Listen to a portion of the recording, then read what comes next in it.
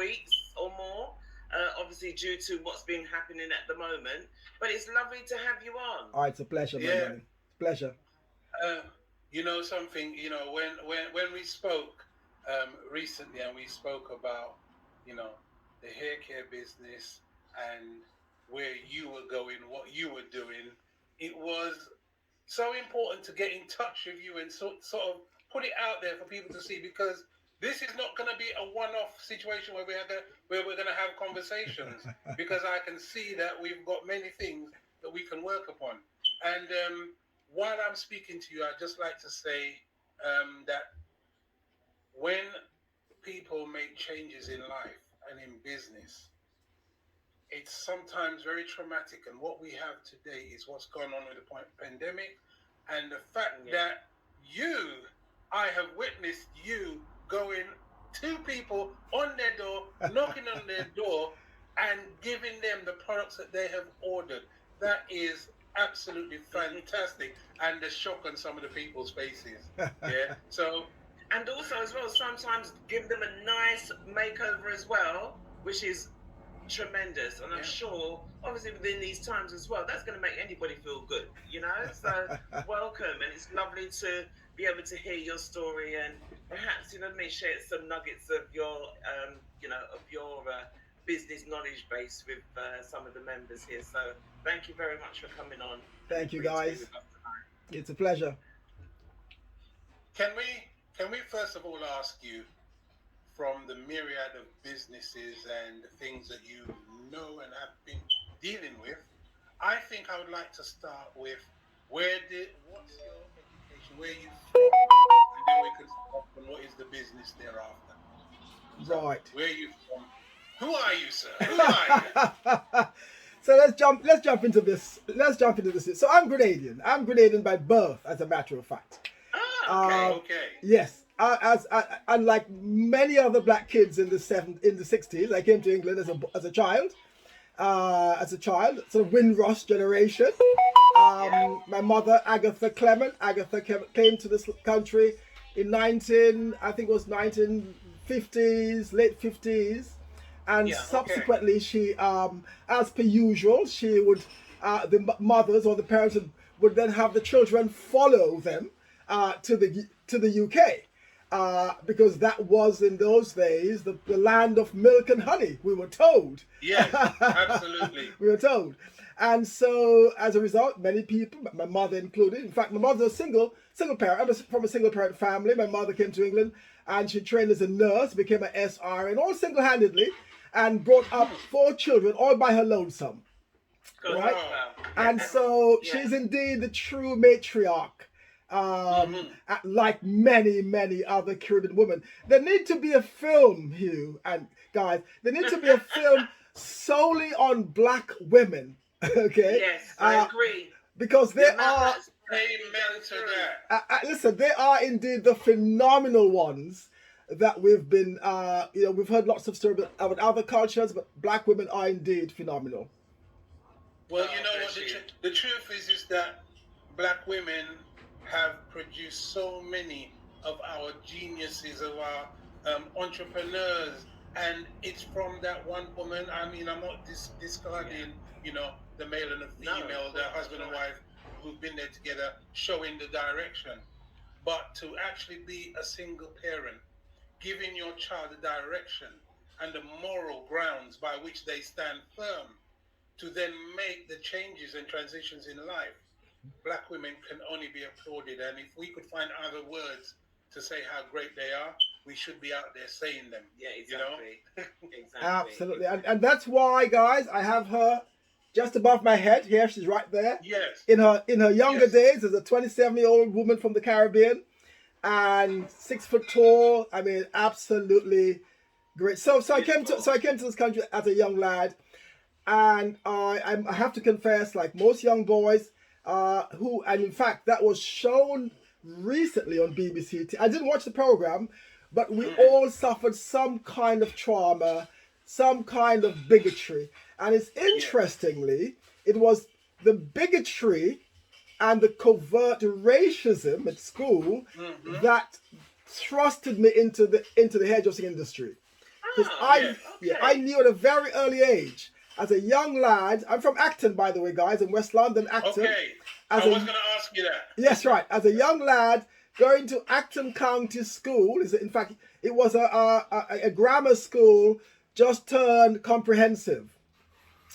So you can well imagine the very stoic sensibilities, very kind of very old-fashioned, but there were indeed racism that was so stealth, so covert, you didn't understand it, but I recognized it at a very early age. And I swore to myself, when I leave school, I'm not going to work with the man, so to speak, for the want of a better word, the man. And it's interesting, I remember going to my barber shop in Acton, a gentleman by the name of John Rankin from Jamaica, kind of St. Elizabeth kind of geezer, and his business partner, Miss Olive. I remember asking John to train me to be a barber, because of course, you have to remember, Hugh, you have to remember, guys, hair, whether it's barbering or hairdressing, is the economic linchpin, is the economic cornerstone of our, in fact, of all black communities, be it America, the Caribbean, Africa. Hairdressing is indeed a force to be reckoned with. Okay, it's identity. Exactly. Listen, You know, and even if we look at that as an identity, recently I read a little report, and it said that the cane roll used to be used during the slave trade, during the slavery, to actually jot down a map of how to get somewhere. And that was the code by which people read. And they would actually see in the cane roll to say, you got to turn left at the riverbank and right. And so that became something that, we see cane roll and we say, oh, people are trying to, take our style away. But the people who are trying to take those styles don't actually understand the history of what actually happened with the hair. Very good point. The cane roll or the cornrow is indeed an anachronism. It's lived in many ages and many times, right? From eons. And I think it's interesting to think that we actually created that style. And as we're talking about style and hairdressing, black hair is indeed at the forefront of all other hair types. Bearing in mind, we have been on the planet first. We were here first on the planet.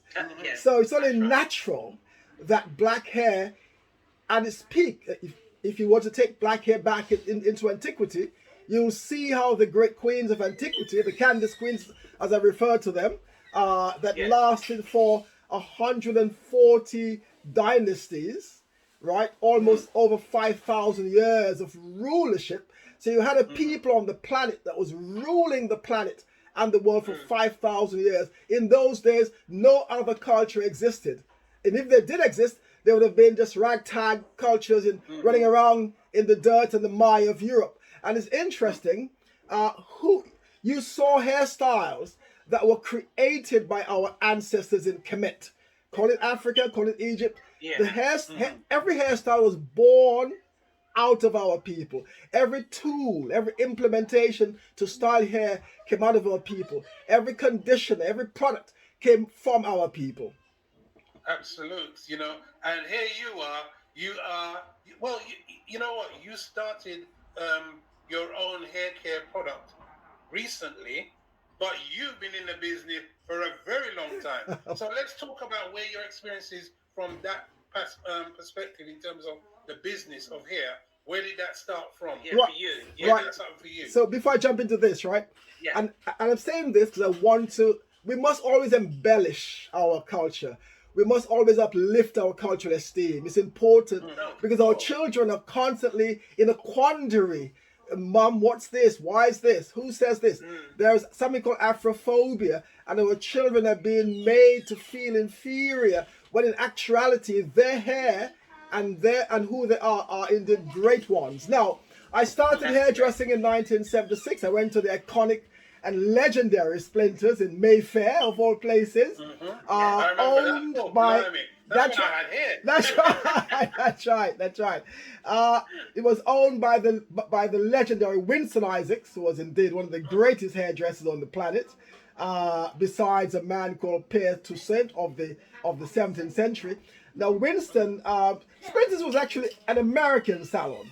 And Winston was the British partner, right? Okay. And as a young man, I remember having spoken to my barber. I went into I went into the West End with my girlfriend, and I sat into this most palatial salon in Mayfair. In fact, 32 Maddox Street in Mayfair. Now, Yeah. isn't it interesting, guys? There was a black business in the heart of Mayfair that Exactly. thrived for over 30 years, Yeah. well oiled. Wow. Okay, Wow. and it And was a lot of people don't know that. well. So here's the thing: it was an ecosystem. When you think of, and it was interesting. It was run by black people, patronized by black people, and there were multiple aspects of black businesses that thrived and kind of coalesced with Splinters, because he had the electrician, he had the plumber, he had the carpenter, he had the suppliers, which was Dyke and Dryden. This was a black business, and remember, there were many shops like Winston, like Splinters in those days, because they had shops in Brixton, Harlesden, North London. yeah. So we were indeed in that time.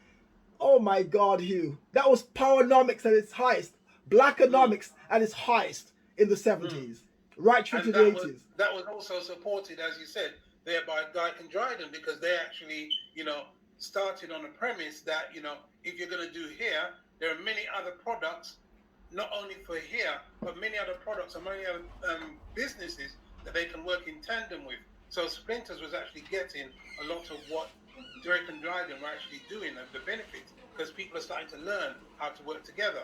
So, Well, I mean, Dyke and Dryden was more than manufacturers. I mean, they were actually, Dyke and Dryden had, the finance colleges and schools.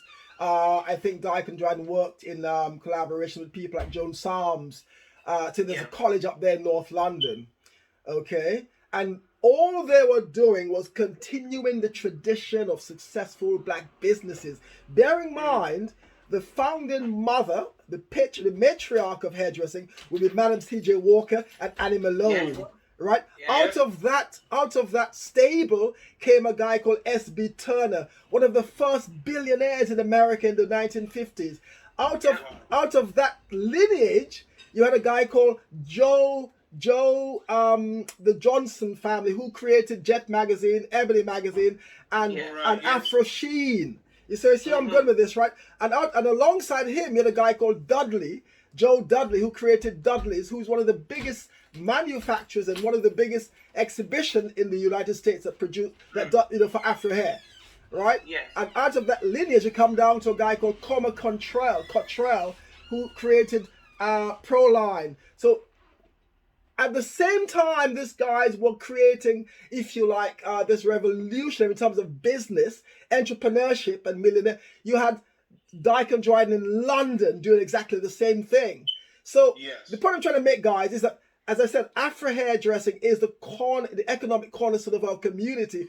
And all I'm saying is that, I'm saying this to say that whoever is watching and listening to this, we need to get behind the beauty industry in this country, because it's worth £2.5 billion per year, and other communities are making money from us. Precisely. Yes, I mean, when you look at the wealth of talent that there is, I mean, today, if you said, okay, sit down and just take a look around you at the hair and beauty, the cosmetics, the health, the lifestyle, we're actually running things on a different dimension. But the thing is, what we have to do is support our businesses, because a lot of us want to support our businesses by just the word of mouth. As in, I know about this place, but I haven't been down there, or I haven't introduced that place to my friends who probably need to use their equipment or whatever that they want. So it's for us to publicize all our businesses in all their strengths, and not just say, oh, they're expensive because, But I also think as well, sorry to cut the question, is that we can learn a lot from Splinters and Dyke and Dryden, really and truly, even now, right? For me, before we really do, find out a little bit more about you, Derek, is the fact that Splinters was able to last that, so long, operating as a black business with black clients, with black staff, suppliers and everything. So I would say to you, in your opinion, what has gone wrong now? You know, if you've been What is happening? what is happening now that we're not seeing that happening all over? Well, If let it's me. happening everywhere, we've not continued that process, have we? Right. I mean, you know what's happened, and it's not difficult to understand. I mean, there are challenges, there are obstacles, there are traps set for us. There are gatekeepers in this great country of ours, and what's taking Yep. place right now, and when I say what's taking place right now is indeed an example, it's indeed a metaphor of what happened in the past. They could change the game over and over and over again. That's going to disenfranchise us as a people. And if you think of the COVID situation, what is it doing? What it's doing for me indirectly is actually allowing us to wake up and go back and to understand how to sustain ourselves, not just from a health point of view, but from a business point of view. So what happened to Splinters and many other businesses in London? We had Sinclair's, we had people like Enoch Williams in Brixton, we had people like in Harlesden, we had people like Mr. Norman, we had Mi Amigos. All these people, Sinclair's made a lot of money back in the day, just like Yeah. Splinters did in Shepherd's Bush, and they were also in Marble Arch. Now, I mean, it's easy to understand what happened. Sometimes our children doesn't pick up the mantle, if you like, and carry the and understand the significance of generational wealth. Our kids are sometimes being distracted. Legacy. Yeah, Yeah. the legacy. They become distracted. I know guys. I've got friends who work for whose family are doing very well and very successful, and they would ignore the family business and work for other people. So it's very easy sometimes to distract our people. And then, of course, we talk about belief in ourselves. As you just Yeah. alluded to, Hugh, we need that belief in ourselves to support. It's interesting. Something came across my mind today. I was listening to Dr. Claude Anderson, and he quoted a famous Greek philosopher as Diogenes. Diogenes was an interesting guy in the days of Alexander the Great. He used to walk around the town in Corinth with a lantern in his hand. He lived in a barrel, and he said that he's looking to shine a light on honest people. So I think what it is we need to do now is to also do something rather similar. We need to shine a light and to show to awake the vision in people to understand that there are black businesses out there. You guys have recognized what we are doing, and you are supporting this concept, and you are supporting black entrepreneurship, right? And black shepreneurship, and allowing us to if you like, cast the light on what we're doing. So we did much more of that. Perhaps back then for the Winston Isaacs and the Sinclairs, I don't know what happened. I know it was very difficult for black companies in those days to get funds, if you like, to expand, right? Yeah. Bear in mind, you must understand this. If you are a white brand in the same industry in those days, it is very easy to be funded by multinationals, companies with so much dough that they would finance and support your business. In fact, all the white companies, whether it's think of names on the high street. There's loads of sounds. Look, right now. The premise. Now these guys, you have to remember, they're in the white industry. You've got the trade magazines like Hair and Beauty, right? They have a way of embellishing their white hairdressers. We don't have that in our industry. We don't have the magazines in London, right? And when we did have a magazine back in the day, it was kind of wishy-washy. Whereas in the white industry, what they do, they celebrate the artist, and before you know it, they get awards every year. And before you know it, these guys are being whooped up by L'Oreal and Weller and Schwarzkopf and this and these people are. It's perpetuated, continued. Right, we don't have that. But you see, one of the things that, as you just said, that I just thought that one of the processes, we don't have our own people celebrating our own success in that way. We might see what's going on in America, but we need to start getting on board in celebrating the industries that we have, because that's one area that we are lacking. So, absolutely. I think perhaps they are. However, we don't know about them. I mean, I do know that there are particular award ceremonies that take place every year. Obviously, this year being a very difficult time, and so on, to showcase businesses and so on. But yeah, quite rightly, I think now is the time that people are more aware. Can we say? Right.